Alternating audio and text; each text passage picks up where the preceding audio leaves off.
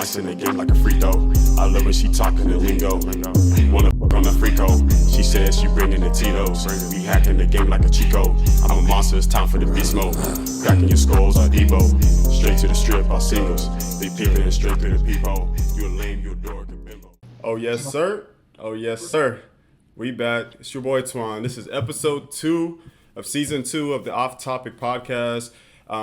Today I just wanted to start off this episode with my guys, Josh, my guy Pero, for this episode. We're just going to talk about our way too early predictions on just, what's going on in the league right now. But we're going to jump right into it. We're not going to waste no time. So, guys, I just want to just talk about what we think are the powerhouse teams for this new NBA season. I know we could probably handpick a few, but just right off the bat, if you guys can think of any powerhouse teams, East or West, however you guys feel. But I'm going to throw this one out either to Josh or Pero, however you guys are feeling. I'm going to go ahead and say first and foremost, the Bucks are crazy this year. Definitely crazy. The offensive firepower is wild. The defense is crazy because you have Giannis Antetokounmpo, of course, but he gives you both sides of it on a consistent basis as long as he's not injured. So they'll be great. I also think the Nuggets will be great again because of, they have that offensive firepower with Joker. And he's surrounded by a cast that can get it done. So I'll say them. And then I'll finish off with my favorite team, the Boston Celtics. I think that we got it going on. It's just a lot of questions still. But I think that we have – I would say that we're one of them. Okay. All right, Perry. I'll let you go ahead and jump in right on that. Yeah, I'll agree. In the East, Boston Bucks, as well as I want to add like the 76ers. I know they're kind of iffy, but you do have the reigning MVP in there. So we always got to give them credit. And then if they can get it together, I think they could definitely be a team to, you can't sleep on. And then in the West, I got to go to Nuggets. They're the champions. They proved, honestly, last year they did not struggle with any team in the playoffs, really. So I don't know what this year is going to be like. They're probably going to even be better. And then, obviously, we're going to go with the Suns, Bradley Beal, Devin Booker, KD. Their offensive firepower. I don't know how they're going to stop people, but then it's how you going to stop them. So it's just you just got to hope they miss. And then pray. I'm gonna go Kings. I know the Kings lost to the Warriors last year. They were kind of young, but they've got some experience, I think, under the belt now. And I think they'll probably just come back more complete. And they're definitely a team that you never want to sleep on either. So you got to be on 10 toes. And, of course, the Lakers, man. We're around the team, LeBron James, and everybody. Oh, brother. Honestly, though, from just everything you guys have discussed, though, I would agree with every single team you guys have said. I do think Milwaukee, though, I just think that's going to just be such a change in the East, having Damian Lillard play with Giannis. I don't think we've seen any player like Giannis be with Dame. I don't think Dame has actually had a real superstar be at his team that can make a pivotal change in the playoffs. And I think he got somebody that's going to just do so much cleanup. Like, he doesn't have to – Dame, like, the areas that he would probably worry about from the team standard, Giannis does it by himself.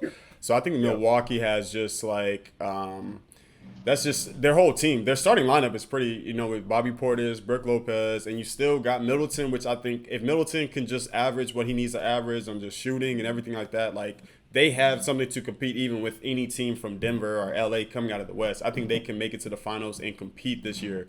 And I think they're better off than where they were at when they played against Phoenix, a few years ago. And I would still agree with LA and obviously the Nuggets as well too. But I think it's going to be fun to see what dominant teams are going to stay dominant and which teams are going to flop at the end of the day. So I guess we'll end up seeing what all happens with that. And we'll definitely still dive deep into the Warriors, LA, and Boston later on this episode. But all right, so we're just going to jump right into what we think for our way too early prediction for the Rookie of the Year. We just had the experience of Wembanyama playing against Chet Holmgren. We just had the Spurs just play against the Oklahoma City Thunder.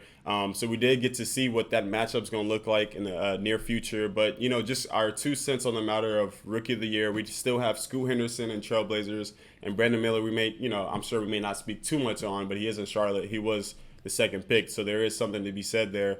But what do you guys think, though, for Rookie of the Year? I'm going to have it throw to you, Pero, first for, just for that battle with that. we're going with Wemby Yama. But honestly, I think he's gonna win Rookie of the Year. And like I said, I feel like if the stats are close enough with like Chet, Brandon, dang, what's his name? I can't even think. With Chet, Scoot. Scoot, I think if their stats are just close enough, they're gonna just give it to the more popular, marketable player and like in the first round pick. So I think they're gonna have to go way beyond for them to really win it over Wemby. And then I would say maybe hopefully they all play, at least 70 games, and we get to see like their full potential. So we pray for no injuries, but I'm gonna have to go with Wemby, man, from what I saw yesterday. And honestly, Chet had the better stat line, but if you think about it, what you saw all over Instagram, social media was just Wemby, whatever Wemby was doing. So I think he's just a more marketable player, and I would say they'll probably give it to him because that dude he's nice. Yeah, for sure. Yeah, What about you, Josh? I'm gonna have to agree. I mean, thinking about it before, I was all over the place, thinking like, well, what about Scoot? Like, he got a lot of his fame came from his game against Wembanyama before they got to the league. You know what I mean? So, I think he might be up there in the conversation, but ultimately, it's Wemby's to lose. I'll say that. So I want to go Wemby, yeah, for sure. Looking at that matchup between those two, I thought that, like you said, Pero, the stat line was in the favor of Chet. Um, and you saw the tweet afterwards too. Like, Yeah, oh yeah, nobody can stop a headbutt. Yeah, So I think there's going to be a bit of a rivalry there that keeps the attention on those two. I think they'll that's be at the good. top of the race, but ultimately, because Wemby's already so popular, um, if it's close, it's going to be Wemby. But if Chet he would have to go above and beyond what he's already showing he can do to win it. I'm sorry. I just still gotta go with my dark horse of Chet Holmgren. I know, Mhm. like I said before, I guess, my whole point on that was, trying to argue that Chet, he maybe his usage rate may be more than Wemby, just in, the odd chance that, the San Antonio Spurs don't do as well as they think, they don't get as many wins as they think, so that, they would probably prefer to rest Wemby and protect him for just longevity. But after just watching that performance, and seeing just giving the benefit of the doubt of, what if Wemby is going to be completely healthy this year, and what Mhm. is he gonna, what is he to offer every single night for the San Antonio Spurs, and just that taste of just seeing like how aggressive he was, like he didn't seem timid, he didn't really seem shaken. I know, that was just, the Oklahoma City, but it was still like, he felt even that much comfortable being in the playing in the NBA already, that I think like I don't think that should be slept on at all. Yeah, Yeah. he's a strong candidate for Rookie of the Year already, just based off of just what he can do already. Um, yeah, so I think that's gonna be pretty exciting to see as well. And then, I mean, who's to say that Scoot doesn't, do something in Portland, and surprise everybody? So, there's an option as that as well too. I just want to jump right into just our honest opinion on just our favorite teams. Myself being the Warriors, my boy Pero, LA, and Josh, Boston. Just on, honest opinion so far from what we've seen in the preseason, what's been said and rumors or whatever else, but just from our early prediction of, how do we feel based off our own teams. Do you guys want to jump first? I don't mind. It doesn't, matter. Okay, I'll Yeah, you just go. go ahead and just throw just from the word. And I mean, honestly, probably just go back and back, coincide with each other with Pero, because I know Golden State had just recently played LA in the preseason. I don't ever really take the win or loss as like a positive note or not. I kind of look at the areas that I feel like that needed to be addressed. And it's based off watching that preseason game with Golden State. I really enjoyed. It didn't bother me as much as I thought it would, seeing Chris Paul on the floor, and I saw a flow with the offense that like Chris Paul wasn't in the way. Like everybody still flowed freely, and I think that was something that I kind of was worried about. If Chris Paul is going to slow them down, if the Warriors are going to be too fast or whatever else, and it seemed like everybody was still on the same page. I think that there was a lot of opportunity for a lot of open shots, a lot of good 3 point, some good looks. There was a lot of good looks that I've seen that I was like, okay, that those are the good areas that I like to see. I still think there's a question on just size, but I didn't realize that we had Dario Saric. He's with the Warriors, and I didn't. He was with that second team squad with Jonathan Kuminga, and Gary the Payton, and it worked. It just seemed like it really worked. So I am kind of seeing. We didn't have Draymond in the game at all, but just from base what I'm seeing so far, I am pretty okay with this so far. I think that we need a few more tests before the season really starts to kind of see, how we compete against bigger and better teams. And LeBron didn't play. I know that night too as well. But it's still, just it was a good sign to see that this could be something that can actually work in this NBA. Going to LA, honestly, I was kind of disappointed that we lost that first game. I was a little alarmed at first because our shooters were not hitting. And I know that's something we struggled with the past couple of seasons, 3-point shooting. And man, it's been tough. LeBron's not a 3-point shooter, and then AD is not a great 3-point shooter either. But if our supporting cast can't hit, you have to have 3-point shooters surrounded by LeBron. So Austin Reed, yesterday's game, who did we play yesterday? I can't even remember.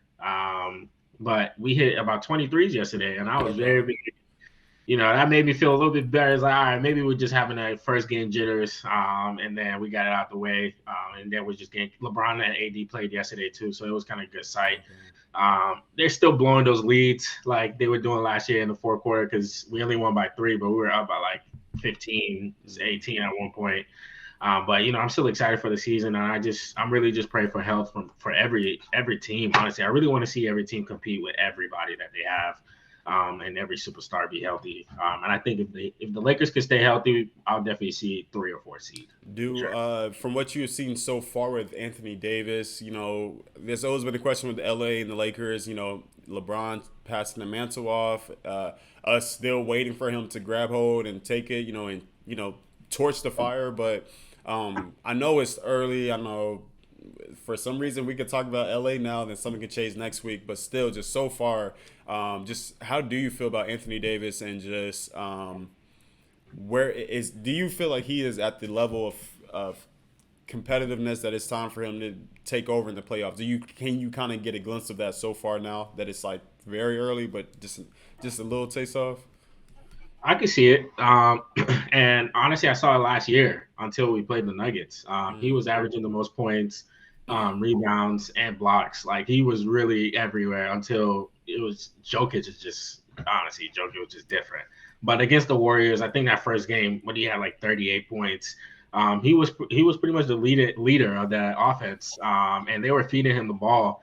I think it's going to be even better in the regular season where if he's healthy. Honestly, it's all just health because when he's healthy, he's able to average 30, 10, and even like 2 at least.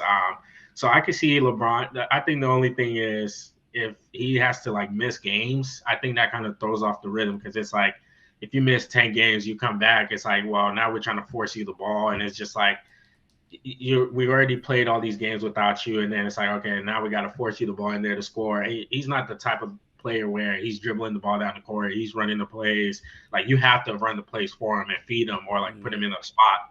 So I think if he's able to just play games to where we can build the chemistry and he can have that consistency of scoring 25, 30 and not miss like a month, not miss 3 weeks, I think it would really help with actually handing him over that mantle because you can't have LeBron playing by himself again like last year. And, I think that's where it really like, it's like, well, I want you to take over, but you're not playing. So it's like, now I have to take over. I have to keep. And then LeBron to get hurt. So it's like, all right, well, somebody else is owning the team, but not owning it, but leading the team. So I think if he plays, he would definitely be able to get that mantle. And he wants 65. He wants to play 82, right? But I say he'll probably play 70, 60 to 5 to 70. And I think that ratio is still pretty good considering that, the last few games may not be, you may not need to be as serious as, matchup that he needs to play or not anyways. But, so I think the LA are good so far. We're going to go over to the East Coast, over to the Boston side of town. I know they just recently had some preseason games as well, too. I know that some people see, with the viral videos of just Kristaps Porzingis. I use the word elusive because that's what I've seen from him. He looks very elusive, very just mobile, and just very aggressive. But so far from your take, what have you seen and how have you felt with Boston Celtics so far? I felt like compared to last year, we upgraded our offense, but our defense, I still have questions about.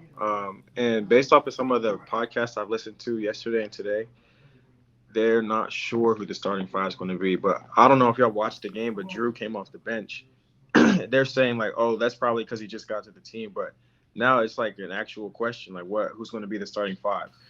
Mm. In my mind, Al Horford comes in for probably Derek White, and then you run two bigger guys. Have either have Al Horford or Porzingis play the 4 or 5. You know what I mean, or play them interchangeably, and then go one guard as Drew Holiday, and maybe Jaylen Brown as a two guard in that situation because he's a flex between the 2 and 3. True. So that's what I would do. I mean, that wasn't your question, but like that question's been ringing through my head all day. Like, what do they do? Who do they start? Now, obvious for me, it's You know Drew. that I didn't mean to cut you off because No, you're I good. think that's a great question because when I think of Milwaukee right now, it's Hmm. literally Dame. It could potentially be Dame, Middleton, Giannis at the 3 potentially, and then you could have Bobby Porter's and Brook Lopez playing in the starting lineup. Yeah, Like you could.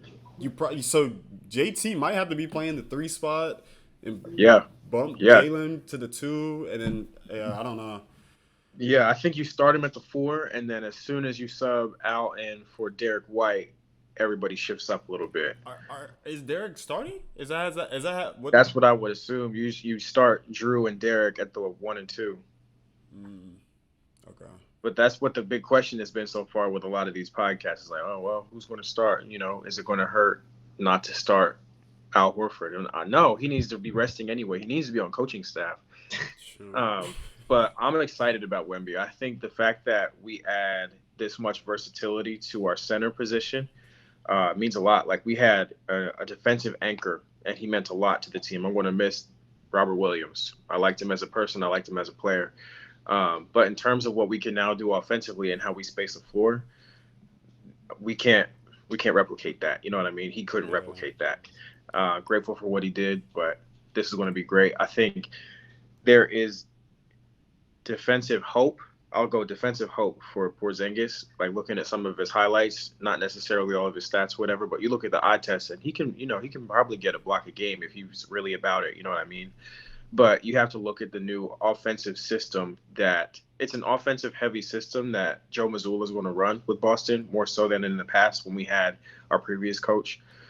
He was like, all right, they're not scoring more than 100 points. They might not even reach 100 points. And we did it all throughout January to the end of the season a couple seasons ago.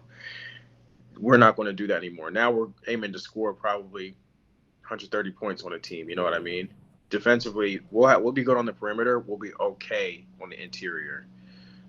That's why I say there's so many questions about it. I think offensively we took a huge leap, but defensively, I'm still trying to figure out exactly how good we're going to be. Because I think because you guys are probably going to be asking a lot from your starters, like from Yes, we are. every one position. You're going to have everyone like just, and that's what I was saying to someone. I'm like, with the Warriors right now, like, man, like the offense looks really good, and we could be just as good if they're dedicated to playing defense every single night. You have to be Exactly. dedicated to play defense. If you like, and just in the instant of like the Warriors, like it's only going to work if we can play defense behind all the talk we can do on offense, and that may be the same Mm-hmm. situation for you guys too. Because from what I've seen so far, yeah, you guys have firepower now, Yeah. and I think that Jason Tatum should be at least happy to know that he can look left to the right, he can look down low, and know that okay, we got some Mm-hmm. scores and people that want to score the ball, like they're Yeah. like hungry, very hungry.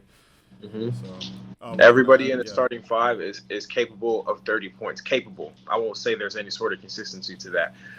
Jason Tatum being the only one who might consistently score 30 points or at least close to it.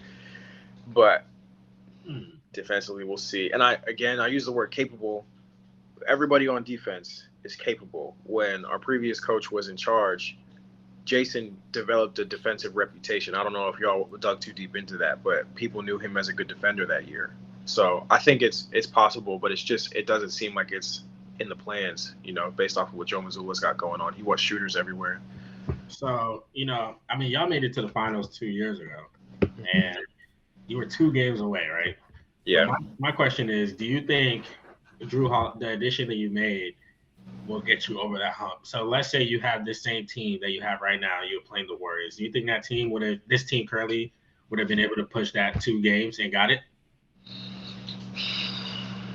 I don't know that I trust JT as a leader yet. I know he's the face of our franchise. I don't know that I trust him to lead us to championships because if I'm honest, he'll choke and turn over the ball. So I how do mean, you, that looking at the pattern. so do you think this roster would work this year? So are you saying you don't think this roster would work? I think it can. I have high hopes for him. Yeah. I can't get over what I've seen. I can't get over the patterns. You know what I mean? I'm saying, like, I know he spent a lot of time all season with the truth, and maybe some of those stories and some of the things that he may have instilled in him over the summer will help grow Yeah. his confidence as a leader and like his desire to win. Because he's a great player, but as a competitor, I think sometimes I feel like he's okay with losing. You know, he doesn't seem like he wants it bad. He doesn't have that Kobe like I'm not going to freaking lose this game. He's just like, man, I got to go out there and hoop. He's like good at hooping, but he's not good at.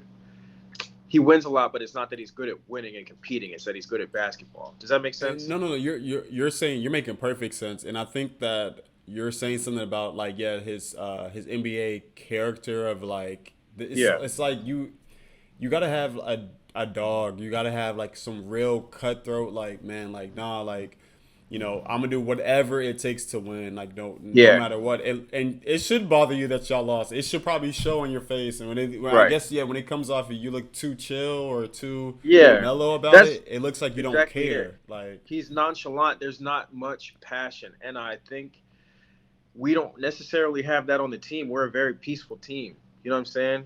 I look around at all the personalities in the starting five, and I'm like, which one of y'all has any sort of energy about this? You know what I mean? All of y'all can hoop, but who's got the passion? So that's what makes me wonder. I see somebody like Giannis, and I'm like, he has passion. You yeah, know, for I don't know sure. that anywhere on our roster And or I on the coaching think staff I have it. think that's why that Boston move with Marcus Smart I questioned because I was like, well, who's the leader now? Like, who is your Right. vocal? Like, who is the Mhm. guy that's gonna be Drew. that's gonna lift y'all up when JT Is don't feel Drew like he like want to that? talk? You know?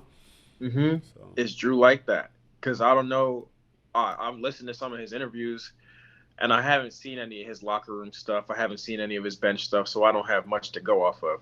But just the interviews I've seen of him, talking about transitioning to Boston, he's just, soft spoken, but you can sense the authority in his voice. But yeah, he's like another soft spoken guy, just real chill, real cool, which there's nothing wrong with it. But in terms of basketball, like you got to have somebody who's about to, like, who's going to be the coach on the floor, not coach like Brad Stevens coaching style, very chill. You know what I mean? I don't know when the last time we had passion was except for Marcus Smart. You know what I'm saying? They need Draymond over there. Honestly, That's a passionate guy. you should have traded for Draymond. That's what you I should don't know. have. I that don't wasn't know. gonna work, brother. What? Draymond and the Potential, Celtics? potential, Who is potential, he gonna potential. facilitate to? We know why Draymond's game is good because Hmm. he Bro, got Draymond, the Celtics, I feel like what you're saying is the Celtics don't have that voice in the locker room that is really like, yo, we need to go do this. And it was Marcus Smart. But like, I feel like Draymond is way better than Marcus Smart. And well, at least from the Warriors system with what we've seen, I think Draymond would have had a greater impact on that team than picking up Drew Holiday. I mean, they probably weren't going to trade for him. But if you put Draymond, a vet, a champ, he's won 4 championships. He has the experience, and I think that's kind of what the Celtics need is somebody with experience, championship experience who has won that can be like, yo, this is how you get it done. And because they're right there, they're they always were right there. right. That series, bro. I'm not joking, bro. I I was convinced Boston would have pulled that out, bro. Like you couldn't have told me nothing wrong. Like I was sick watching the whole series because I had that feeling of like, wow, we may actually lose to Jason Tatum and to these young kids that wanted it. Yeah. It felt like they wanted it then. Hmm. And it seemed like when that tide shifted by one game in that series, it was Yep. like that's the difference of like a champion than like a team that's just really good. Like it Yep. takes you have to fight through it all. You have to fight through that completely. And you're right in saying that, Peril. Like I think a vet uh just that vet presence of they know. Why not hear what they have to say? They're not here to tell you how to play your game. They just tell you how to win. Because can't nobody Right. tell you you're a superstar. But Hmm. there's a way to win though. There's a way to win. And I mean, Yeah, Drew has done it. Drew has won a championship with That's the true. Bucks. he So has. He has. it helps. I think like it's just we make it more sense as we talk about it. The difference between a superstar and a champion. It's Yeah, like a champion as a fighter, a superstar as a player. You know what I'm saying? Mhm. I think we have superstars, but a champion would take us over the hump. So there's potential with Drew Holiday to make that happen. But like I said, he's another soft-spoken guy. To my knowledge, he's a soft-spoken guy. So until yeah. we can get some of that sort of passionate presence on the team or on the roster or whatever, I don't know what we'll do. It's We'll be talent. good. I think it's talent versus experience right Yeah. there. Yeah. And y'all gonna Yeah. need a lot of experience, especially if you guys are gonna go see. Well, at this point, we can only talk about experience for so long because I mean, since Jason Tatum has been in Boston, though, like the Boston have been in playoff culture for the last few years. So I mean, at some Yeah. point, it's not the experience anymore. It takes that heart. It takes heart. Yeah. And I That's think fair. it's gonna be interesting to see though, especially if it is a conference finals with Milwaukee, bro. Like that's gonna be their biggest test right there. Of Like, course. and that's what I hate to go back to think though. Their playoff series when they went to the finals, every game they played, bro, was like, dang, like they took out Milwaukee that first whatever. Then it was they ended up playing Miami, took care of them, the defend, the reigning defending, team, like, and then they Mhm. end up playing Brooklyn. I They think played Brooklyn. That same we like played that same Brooklyn year. first round and we Yeah, swept them 4-0. Nothing, not close. yeah. That was awesome. Um, But I mean, I think there is a lot to say about all of our teams with the Warriors, Lakers, and Boston to look forward to. I think there's still positives that may outweigh a lot of things that we have to worry about. If that is health, if that is, knowing what our lineup is going to be, and knowing if the Warriors is big enough to play against Denver Nuggets. But it's like I think that we have something to look forward to this year. I think it should be a lot of fun. Before I close, I just want to ask just one player that you guys have in mind. Just name only one player you guys have in mind that you guys would like to see just have a breakout year or just a great year. My pick, though, on this would just be Kevin Durant. I just want Kevin to just play Kevin ball and just hoop in Phoenix. I just love watching him play basketball. I just want him. I just would love for Kevin Durant to just be healthy this whole entire season and just make a name for himself. Like, they gave us the data on the last time LeBron and KD played against each other. Like, it's almost unreal how often a lot of these superstars aren't playing right now. But KD would be the guy for me right now that I would like to see. Yeah, I miss Paul George. Um, he played a little bit last year, but he spent so much time hurt that like people almost they feel like they miss him. You know what I mean? I Yeah. don't like to feel like that. I think he's still very capable. It's just your body's got to get healthy. I think he had plenty of time to rest though, so Hmm. hopefully he's playing more games now. Okay. PG.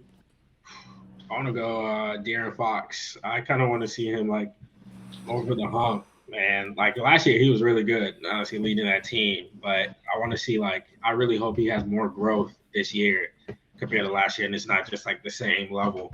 Because I think he has potential, and it's somebody that I really want to see like just get a lot of respect, and hopefully even be in the MVP conversation.